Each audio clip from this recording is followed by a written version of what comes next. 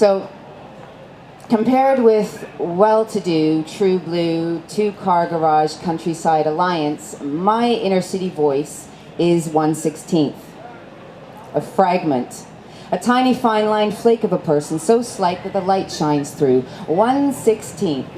A stingy, thin slice of pie, less than 5 minutes on the clock face, one small baggie of desperation weed. Me and my neighbors are 1/16th.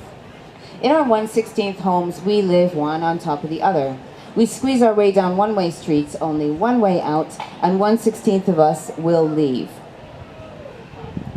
1/16th plays happy hardcore at 4 a.m. He bounces his head off the wall, forgets his medication, and is broken into for the 5th time this year, but he doesn't notice. Now above him, 1/16th lies on a night shift bed, needing daytime sleep, while below, hardcore peaks on his midday E, cranks the stereo, and goes for it.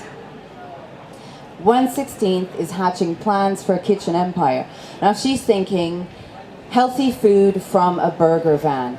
Purveyor of top northern scran, lunchtime plan, and home deliveries door to door to door. On the other side of the floor, 1/16th draws up petitions and campaign letters. She drops leaflets like confetti through the doors of her neighbors and apologizes profusely for the racket of her thrice weekly recorder quartet practice.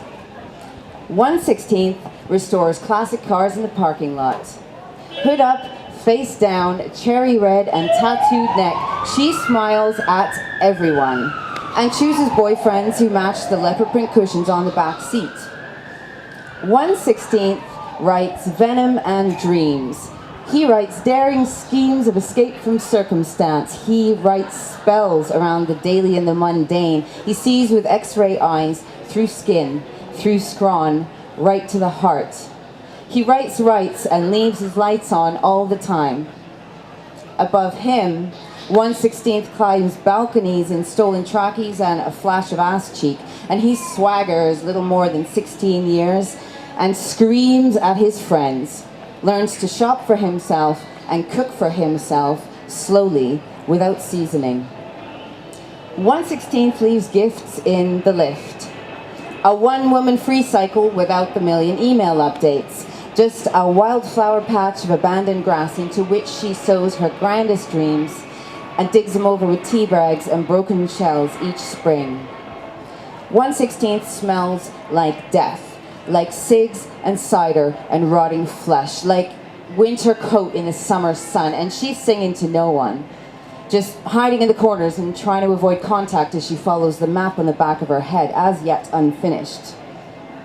1/16th rides a bike with a basket, a teddy bear full of safety pins. She's tartan and whiskey and wispy strands of dyed hair, and she cares that much that she'll bring round milk and a paper to the old woman in the small house every morning, no matter how much last night is still leaning on her head. And then there's Stickman, and there's Gentleman Bling, and there's Race Car Granddad, and of course Little Miss Thing.